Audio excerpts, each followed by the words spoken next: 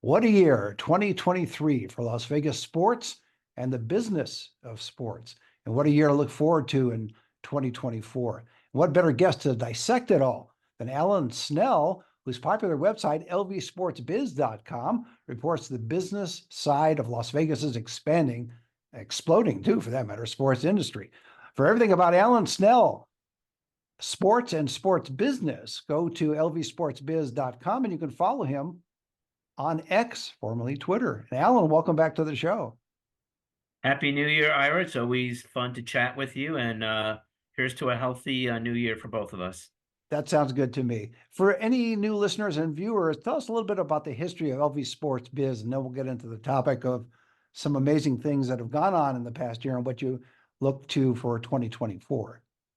Well, remarkably, LV Sports Biz is finishing its seventh year in Wow, 2024, time which is is marching on. Wow. I remember when yeah, you it's started it, I thought that was only about 5 years ago, but now it's 7 years ago. Okay. yeah. We started in June of 2017. In fact, we began only a week or two before the Vegas Golden Knights picked their roster of players during the expansion draft event that was held right here in Las Vegas at T-Mobile Arena in 2017. It's hard to believe that expansion draft was 2017. The Knights have obviously went on and won a Stanley Cup, but at the time, the arena in which that event was held was barely more than a year old. T-Mobile Arena opened in April of 2016, and in June of 2017, the Golden Knight players were picked. And obviously, the Las Vegas market has exploded with other key venues like the Raiders Stadium, Allegiant Stadium was a huge pivot point, I think, for this market. And in 2023, we saw the state legislature approve a funding bill that earmarked $380 million in public resources to help the Oakland Athletics build a 33,000 seat, $1.5 billion baseball stadium on the strip at the Tropicana site. But And that's before we supposed to get open in 2028. But So, before we get into all of that, though, I want you to finish your LV Sports Biz story because you started 7 years ago. But what was your goal at the time? well, I had covered the business of sports for the local newspaper in town from 2012 to 2016. Left the paper in 2016 and 2017. I realized that Las Vegas was on the brink of having a tidal wave of major league sports and also publicly financed sports building. So that is my sweet spot. And I thought LV Sports Biz would basically tap into this tidal wave of sports development and marketing and expansion. And we've been nonstop running.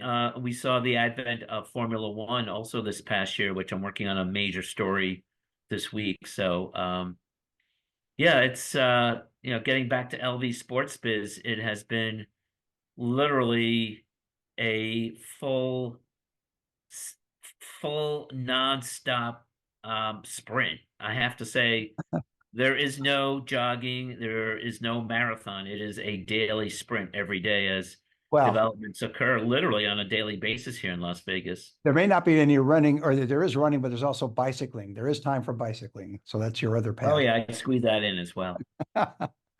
It is amazing. I mean, you are pretty much a one-man operation, and you produce so much news about an interesting subject. And I think you're right about the timing, because I keep looking at what's gone on over these years and looking towards 2024 and realizing that we're not done yet with the business of sports and sports in general. We're going to talk about the Super Bowl coming up and also some possible NBA moves as well. So let's take it. I'll throw it back to your corner. What do you think was the most significant sports story from a business standpoint in 2023, and what do you think it is for 2024?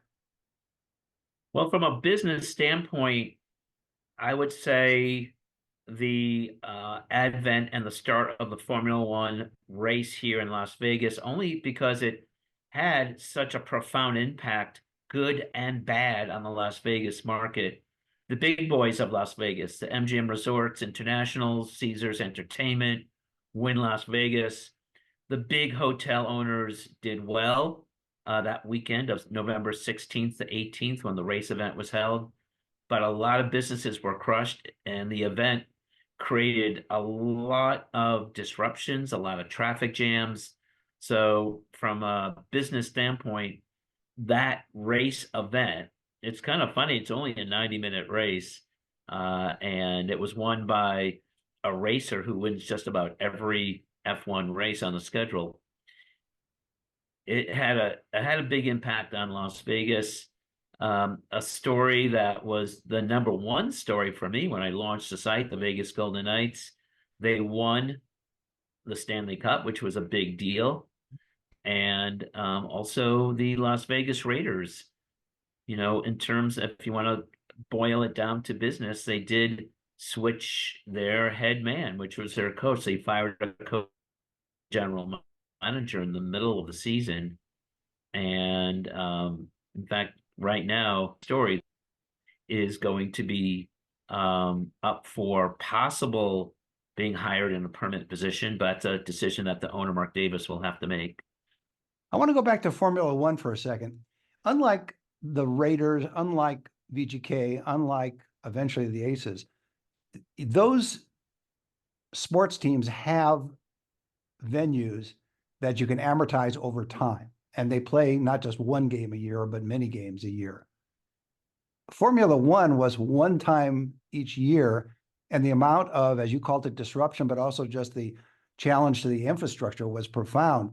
Can it be justified if you amortized it out over the year, even though it's at one event a year? Well, it depends who you talk with. If you're at MGM Resorts International, they would say yes.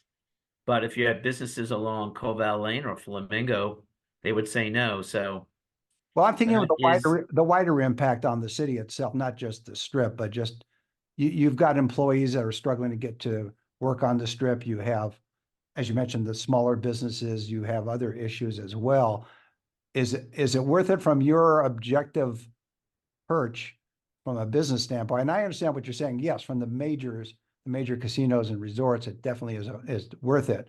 But there are challenges to the infrastructure. yeah, so I would say no. The money goes, a lot of the money is going right to the race promoter. Liberty Media is based in Colorado, and they're taking the money and they're not exactly investing it in Nevada or Las Vegas. They're they're gaining literally tens and hundreds of $1 million in ticket revenues that they're taking. So, um, I think if you try to add up all the various effects and net income of the event, it makes a lot of money for, I think, a narrow category of people. Did you have, if I remember correctly, and correct me if I'm wrong, you had some issues initially getting credentialed for that event? Initially, we were denied. We had one of my contributors at lvsportsbiz.com wrote a story about how she was actually very much in favor of Formula One, and then she saw piece by piece what they were doing, and she changed her mind. And then, lo and behold, I get an email saying, "Sorry, your credentials have not been are not being granted to you." So we kind of rectified that and fixed that, but eventually I was credentialed to cover the event, but um, initially we were denied. But it all, as you say, it got fixed. So you're on the beat. You're on the case. Yeah, I ended up able to cover the event and gain some access there. I almost think of you as the cats. This is an analogy. The cats of sports business reporting. When I say the cats, meaning John Katsilometes, because he seems to be everywhere covering entertainment up and down the strip and downtown and everywhere. And you seem to be everywhere covering the sports business. Every time I go to a game, you're there. Every time I open up the website, you're there. You're here. I mean, so when in the world do you how do you set that up so you get enough sleep and you get enough, I know you bicycle, but still you need time to rest and just, how do you do that? Yeah, I was actually talking about this very topic with one of our main contributors, Cassandra Cousineau. She covers the business of UFC and boxing in Las Vegas, which, as you know, is major. In fact, that was a major story too, Ira. The restructuring of Endeavor, the company, to have WWE and UFC be sister properties under a specific business division. And I was talking to Cassandra about how I think we're going to refocus and recalibrate our story criteria. Today's a good example. I'm working on a major story about the businesses that were hurt by Formula One and about how they're working together and what Clark County is going to do about it in the LVCVA and Formula One. And we also had a lot of readership on a recent story I published about how LV Sports Biz will no longer publish these economic impact figures unless the presenter of the number sits down with us, shows us the math, shows us the methodology, because too many times these big economic impact numbers, which are really not much more than simply gross spending figures, and as you know, they're not remotely close to what would be the net income to a community. We decided to have a new policy in 2024 of not publishing economic impact numbers unless the presenter explains the methodology and shows us the math about how he or she reached that number. I think So that's we're going to really, be recalibrating. You might not be seeing me that as much, all right. I might be cutting back on covering all those Vegas Golden Knight games and covering a lot of events. And we might be cutting back so we can carve out some more time to cover these more um, problematic and thoughtful stories about how accurate these economic impact numbers are. Also, in 2024, we're going to see the Oakland Athletics dive much deeper into their baseball stadium plan, which is really kind of the heart and soul of LV Sports Biz, which really covers this controversial convergence of politics and sports and business and economic development and stadiums and marketing. And um, that was one of the top stories for 2023 was definitely the Oakland Athletics going to Carson City and winning a $380 million subsidy to help build a stadium on the Strip. There were a lot of controversial aspects, a lot of layers of controversy to that story. You know, we had, uh, in terms of the A's winning that $380 million subsidy, their representatives in front of the committees in Carson City were not, or Jeremy Aguero, who is a local consultant here in Las Vegas, who was working for the stadium board at the time, and also none other than Steve Hill, who I call the man of many hats, because Steve is not only the CEO of the Las Vegas Visitors and Convention Authority, so his job is to promote Las Vegas and bring visitors here. He also represented the athletics before the state legislative committees to try to win the public subsidy. And then the A's will show up at the Las Vegas Stadium Authority board, and who chairs the board but none other than our friend Mr. Steve, man of many hats Hill. He's the chairman. And who is the administrative support for the LVCVA? Well, it's not Jeremy anymore because Jeremy's working for the A's now. It is Steve Hill's own pub agency. The LVCVA has taken the job over from Jeremy Aguero's Applied Analysis, and Steve Hill's agency, the LVCVA, will be providing the administrative support for the stadium board. well, So, can they do that if the LVCVA is a quasi-public agency when they need the approval of the board of the LVCVA to take over that task? It seems like well, when that a particular separate entity. job when that job was given to the LVCVA, Steve Hill stepped away from the conversation because it was an obvious conflict of interest. He was the chairman of the stadium board, and he's also the CEO of the LVCVA. So for that particular vote, he actually stepped away um, in that particular case. It's so But funny because as you it's can so, see, it's a small web of people in Las Vegas. yeah, that's what I was about to say. Even though Las Vegas is growing very big in the sports business sector and industry, the politics of how things are done almost reflect that of a much smaller town. There's only a handful of people who call, who pretty much get everything done here in town. it is amazing. You echoed what I was about to say, or you said it before I said it, and it's correct that we've grown so large and in so many areas, but when it comes to these kinds of things, it's a very small group of people. It's a very small town feel when it comes to those decisions. I'm thinking back to even the monorail days when how that came about. And became a whole issue. So the challenge for you then is if you are to become more analytical, as I hear you, then are you going to be relying on some independent or outside or freelance contributors who have a background in analyzing figures so that when some entity releases numbers to you or agrees to sit down with you, you'll be able to figure out whether in fact it's reality or not?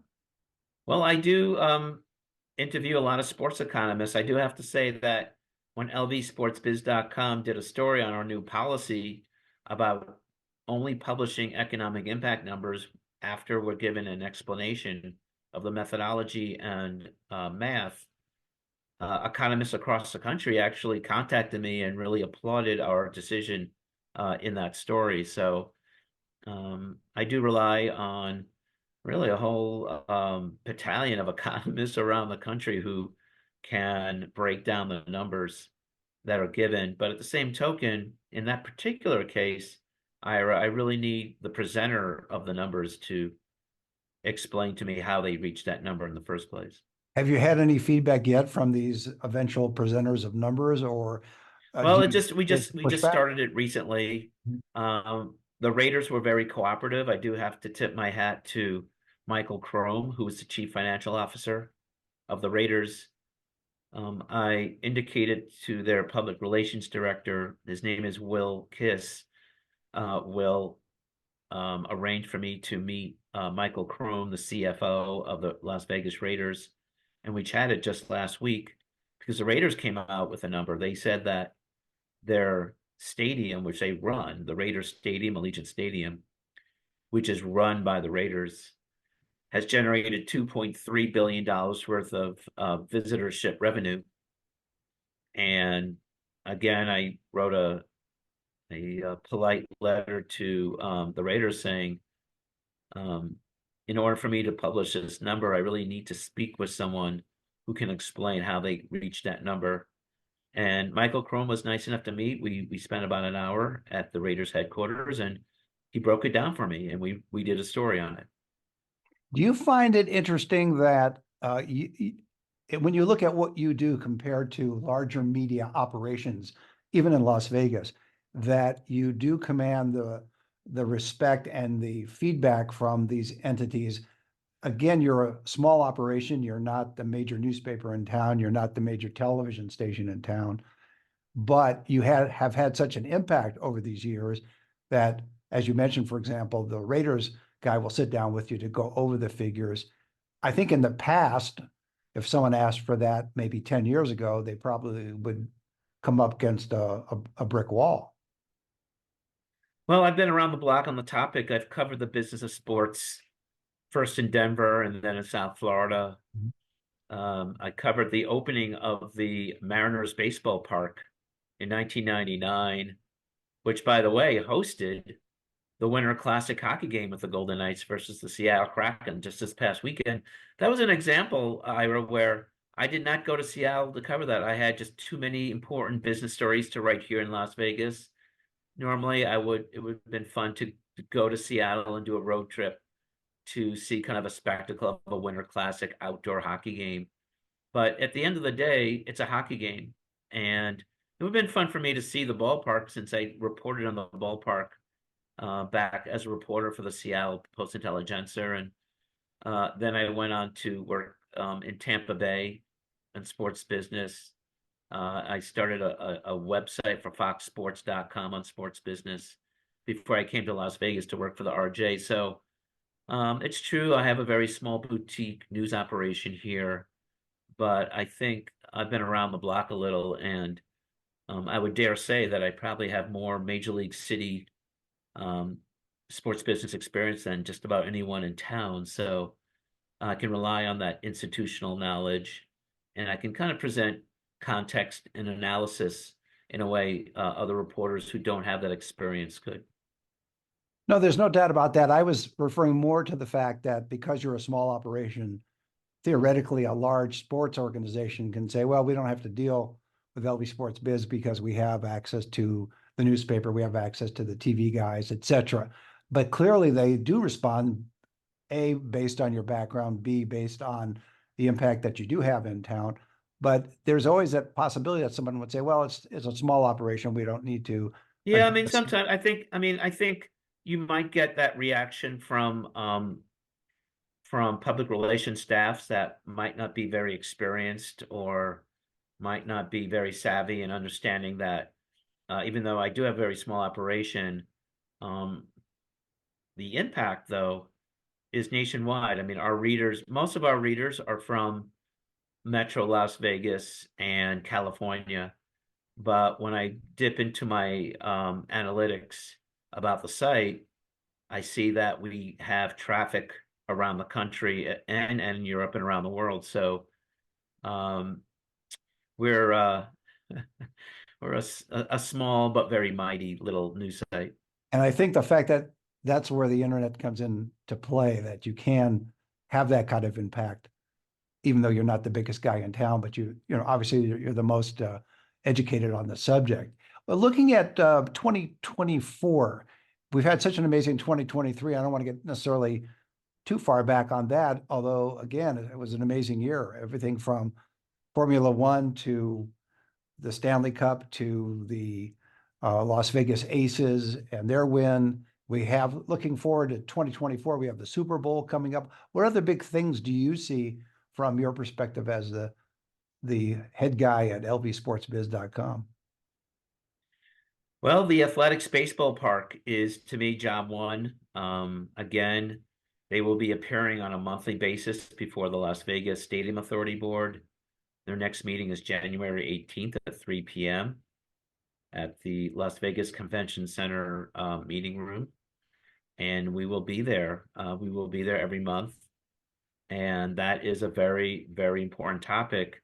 Even though you won't see anything visually happening at the site um, until later in 2024. So later this year, I'm expecting in the fourth quarter of 2024, I think in Q4, that's when we'll see the buildings start to get demolished at the Tropicana site.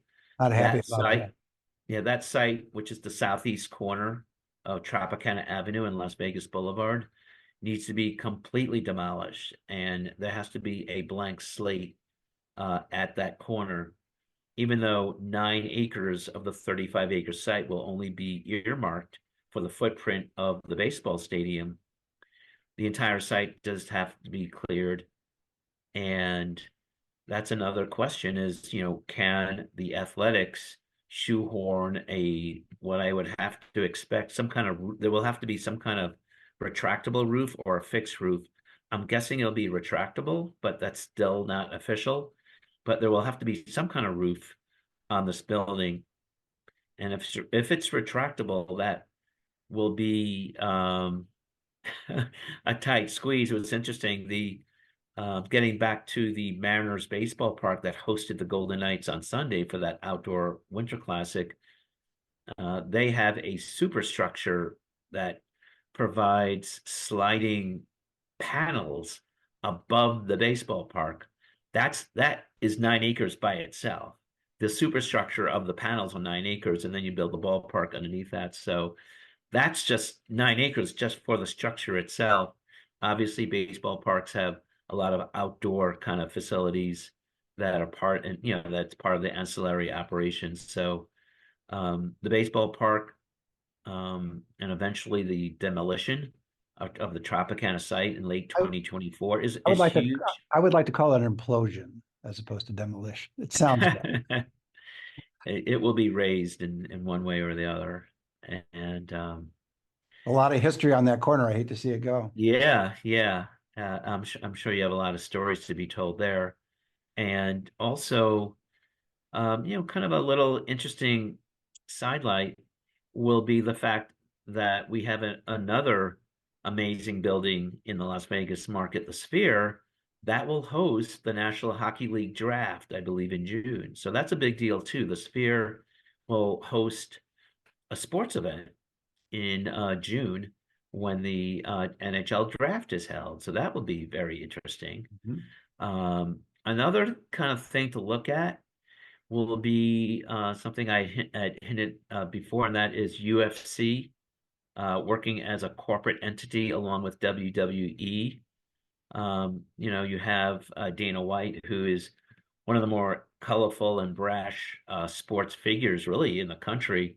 He's based right here in Las Vegas, and he started a operation called that he's still the president of UFC. So um, UFC and UFC actually wants to have a bit. They want to have a match and a fight event at the Sphere as well. So that's something to look for in 2024.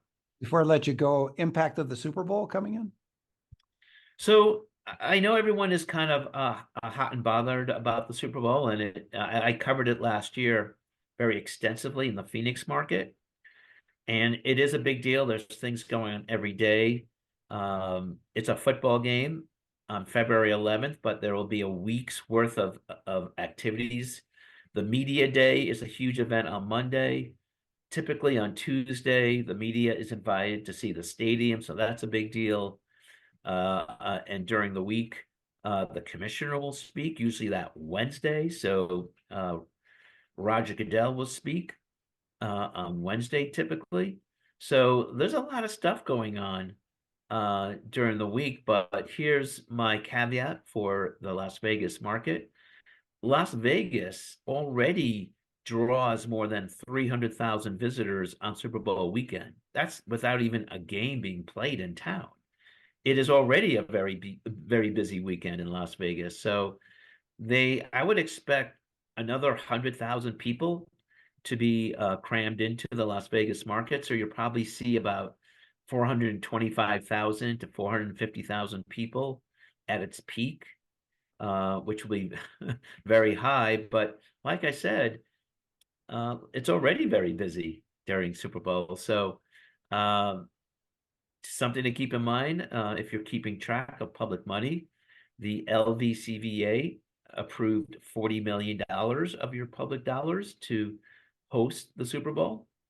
And also, there is kind of an offshoot host committee called the Las Vegas Super Bowl Host Committee. And they are charged with raising another $20 million for at least $60 million of investment money that, this market will be spending to host Super Bowl 58. Again, I know everyone gets hot and bothered about the sizzle and glitz and glamour of all these big sports events. And I just tell people that's great. You can get excited about the sizzle and glamour of it. Keep in mind, there is also a public cost, and people should and that's kind of a key part of what we do at LV Sports Biz. The public side needs to be considered as part in the equation as well. That's a great way to leave it. My guest has been Alan Snell, whose popular website, lvsportsbiz.com, reports the business side of Las Vegas's expanding sports industry. For everything about Alan Snell, go to lvsportsbiz.com and you can follow him on X, formerly Twitter. Alan, thanks again for being on the show. It's always a pleasure to talk with you, Ira. I really enjoy our chats, and I wish you only the best in 2024. Same here. See you next time.